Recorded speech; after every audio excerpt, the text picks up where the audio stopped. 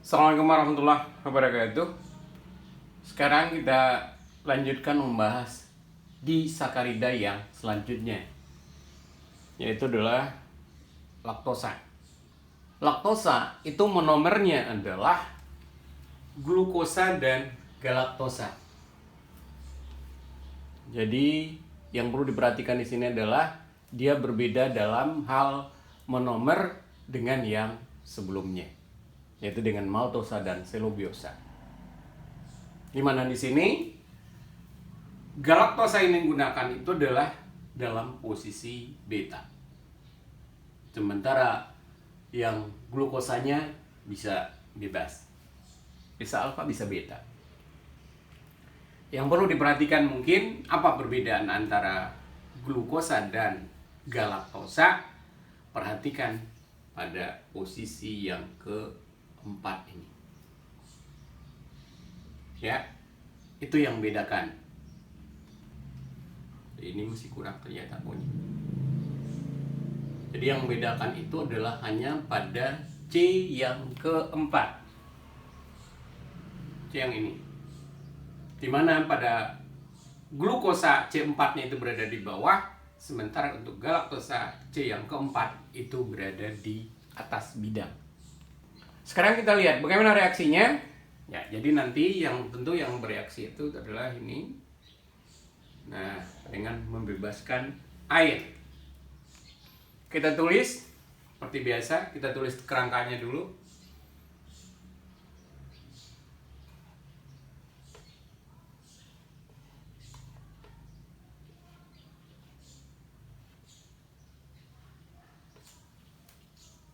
Kemudian ini OH yang digunakan adalah bagian atas, jadi nanti akan berikatan dengan. Nah, ya. Jadi nanti kita glukosanya kita tulis sini.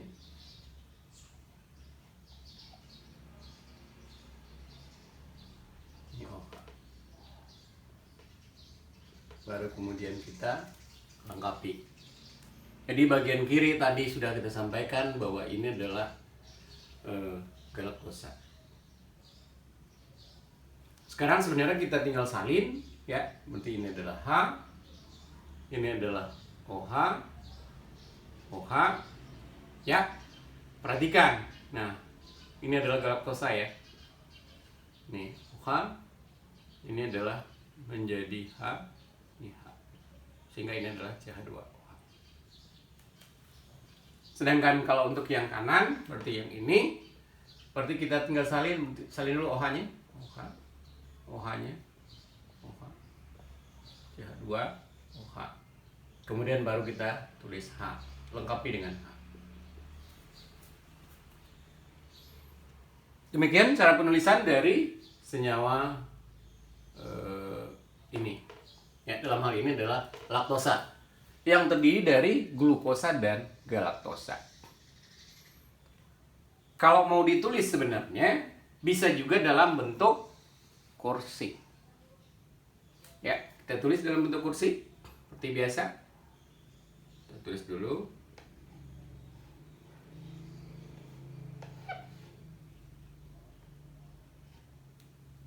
Ya, yang kita gunakan itu adalah yang beta. Di bawah, atas, bawah, atas, bawah. Kita lengkapi dulu aksial ekuatorialnya. Kemudian baru kita tambahkan dengan yang satu lagi, ya, yang glukosanya. Kita lihat seperti biasa, kita tulis dulu kerangkanya.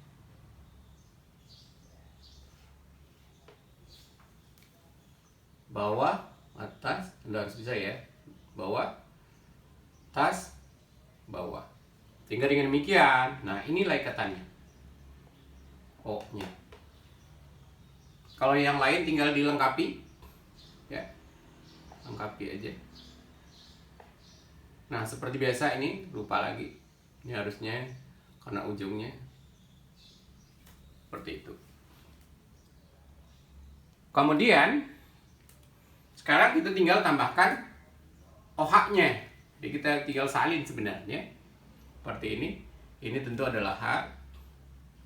OH-nya berada di bawah, atas. Nah, jangan lupa nih. Ini berarti atas. Ya, itu yang membedakan antara glukosa dan galaktosa. Sebentar kalau yang ini, berarti ini tetap bawah, atas. Nah, bawah berikatan, sudah berikatan ya. Nah, ini adalah CH2OH. Selanjutnya kita lengkapi dengan H-nya. H-nya.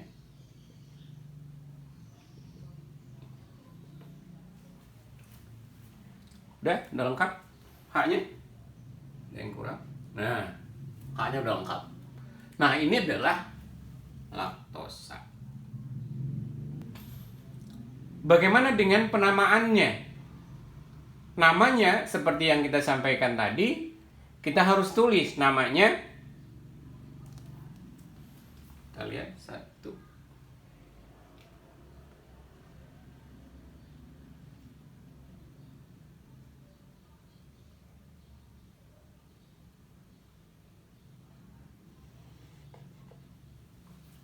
Berarti namanya adalah seperti yang tadi ya, 1, 2, 3, 4. Berarti ini adalah 4O. 4O. Kemudian seperti yang tadi juga, ini adalah, yang ini disebut dulu, yang kiri. Ini adalah beta. Jadi, nah ini ingat, ini adalah galaktosa. Berarti galactopyranosil, karena dia adalah merupakan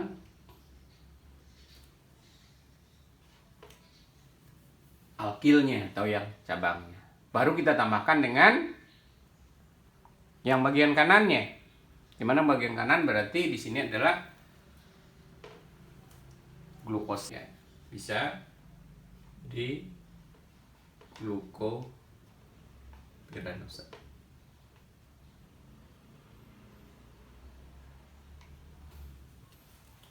Demikian penamaannya ya. Jadi sekali lagi kita sampaikan bahwa laktosa itu terdiri dari glukosa dan galaktosa. Ingat, perbedaannya tadi disampaikan bahwa perbedaan itu hanya pada C keempat. Ya, sini jangan sampai salah. Dia berada di kanan dibandingkan dengan glukosa tentunya. Ya. Dan kemudian di sini berarti ikatannya tetap sama, berarti 1, 4 aksen beta. Tapi di sini adalah galaktosa ikatannya. Ya. Kalau sebelumnya 1 beta, 1,4 beta juga, tapi telah glukosa. Tapi pada galaktosa, tapi yang terjadi di sini adalah galaktosa. Berarti ikatan yang terjadi adalah 1,4 beta.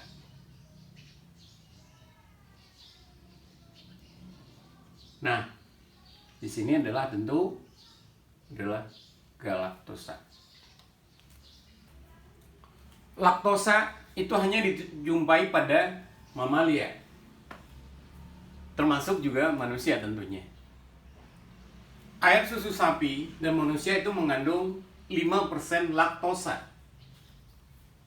Kemudian laktosa secara komersial dapat dihasilkan dari hasil samping dari pabrik keju. Dalam tubuh manusia normal, hidrolisis dari laktosa tentunya akan menghasilkan glukosa dan galaktosa. Di dalam hal ini ya, laktosa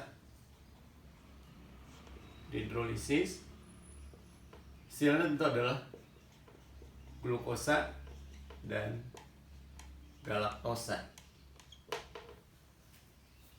Nah, kemudian baru dari galaktosa ini nanti bisa dirubah menjadi glukosa dengan bantuan enzim tentunya. Kemudian ada keadaan yang disebut dengan galaktosemia yang biasanya menyerang bayi. Apa itu galaktosemia? Galaktosemia itu adalah kurangnya enzim untuk mengubah dari galaktosa menjadi glukosa. Apa akibatnya? Biasanya menyebabkan bayi itu akan mulai muntah-muntah sampai juga keterbelakangan mental dan jasmani. Dan bisa juga berujung pada kematian. Nah, pengobatannya seperti apa? Pengobatannya adalah dilakukan dengan menghilangkan susu dan protein dari produk makanan mereka. Dan biasanya susu buatan itu dijadikan sebagai alternatif. Mungkin bisa digunakan susu yang terbuat dari kedelai misalnya sebagai pengganti. Jadi dibutuhkan enzim. Kekurangan enzim itu akan menyebabkan apa yang disebut dengan galaktosemia. Selanjutnya yang keempat adalah sukrosa. Sukrosa yang kita kenal dengan gula pasir, ya, itu terdiri dari beta fruktosa dan alfa glukosa. Ikatannya nanti adalah antara karbon 1 dengan karbon 1. Perhatikan, ya, ini berarti adalah beta fruktosa. Sedangkan ini adalah alfa glukosa. Tadi dari sampaikan bahwa ikatannya adalah 1-1. Berarti O yang ada di sini, C yang 1 dengan C yang 1 dari sini. Ya. Berarti dengan demikian kita menulisnya antara ini dan ini berikatan. Tentunya dalam hal penulisan kita taruh fruktosanya di bawah seperti ini. Tulis dulu fruktosanya.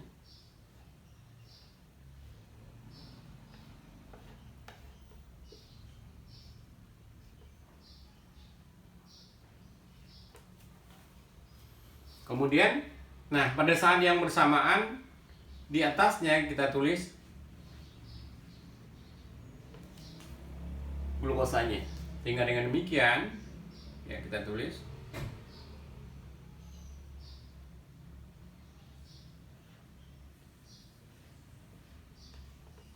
seperti itu.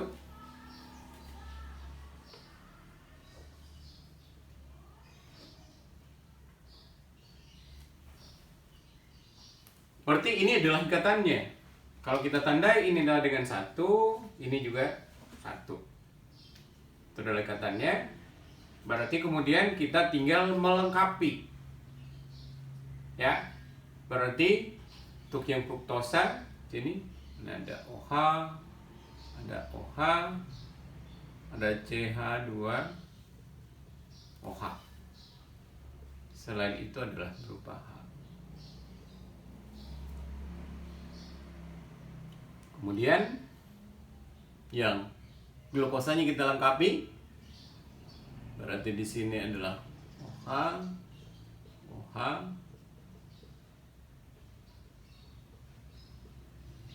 baru melengkapi H-nya.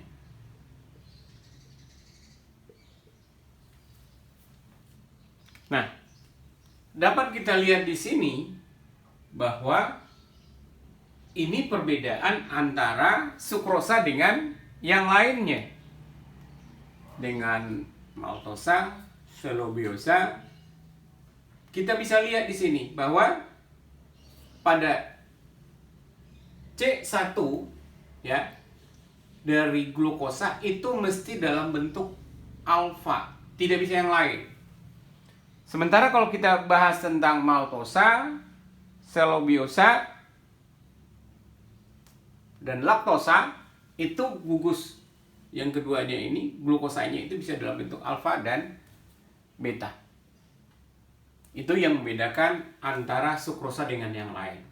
Perbedaan yang lainnya adalah di sini jelas bahwa dia mengandung gugus fruktosa. Apa persamaannya dengan yang lain? Persamaannya adalah monomernya adalah sama-sama memiliki glukosa. Nah, ini bentuk yang seperti ini tentunya bisa kita tulis juga dalam bentuk siklik dengan lingkar. Bentuk ini tentu kita bisa tulis juga dalam bentuk rumus konformasi. Kemudian baru kita tulis nih seperti biasa bentuk glukosanya. Sini.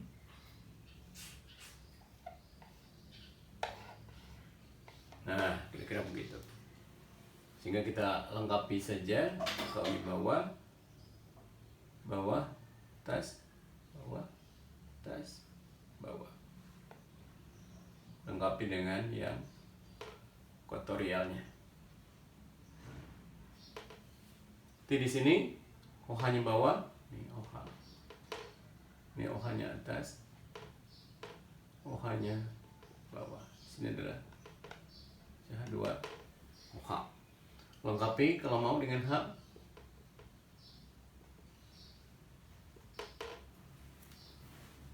Ada yang belum H-nya?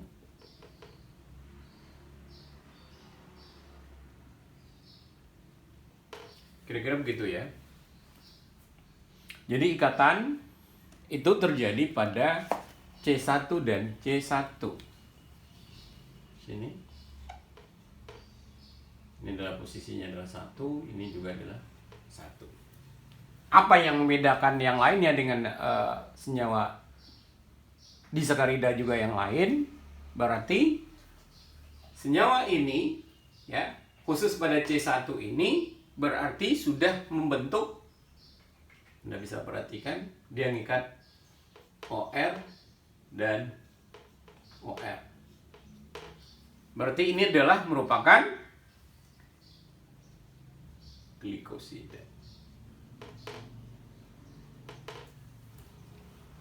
Nah, kalau bicara tentang glikosida, berarti ini termasuk pada gula non pereduksi.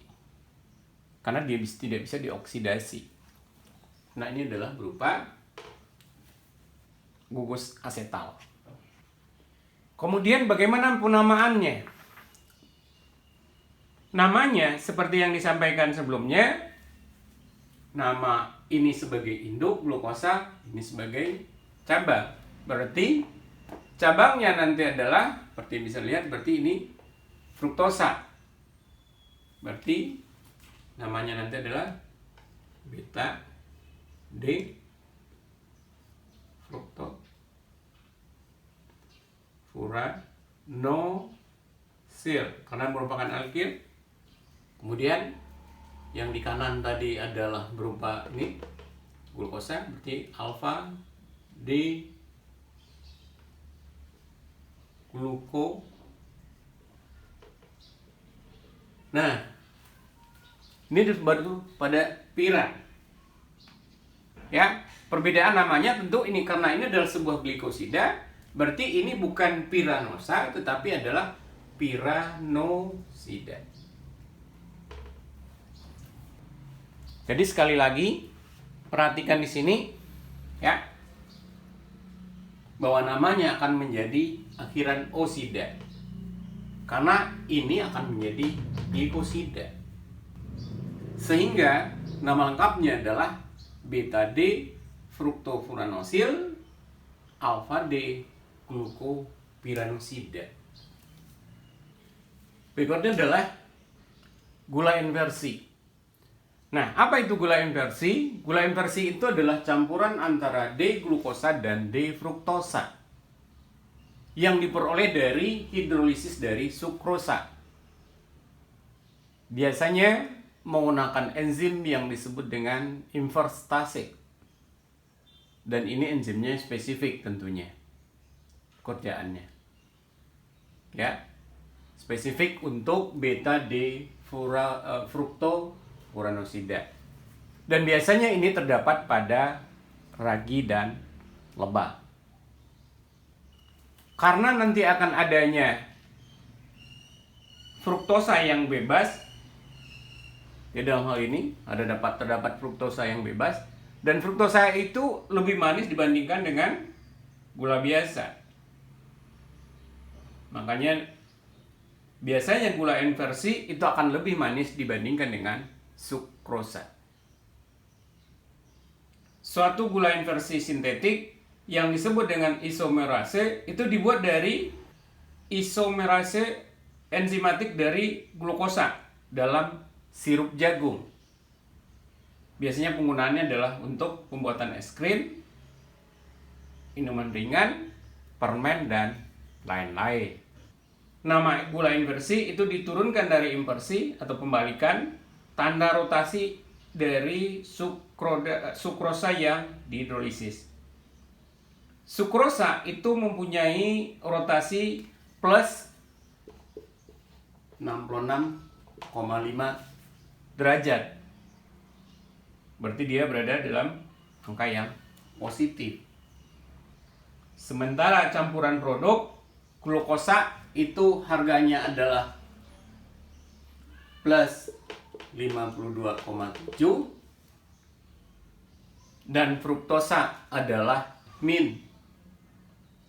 Ini untuk glukosa. Sedangkan fruktosa harganya adalah negatif 92,4. Sehingga dengan demikian secara keseluruhan ya harganya nanti akan berharga negatif. Makanya dikatakan bahwa ini disebut sebagai gula inversi karena putarannya nanti adalah berharga negatif. Demikian pembahasan kita mengenai disakarida bagian kedua. Semoga bermanfaat. Kita ucapkan hamdalah. Alhamdulillahirabbil alamin. Assalamualaikum warahmatullahi wabarakatuh.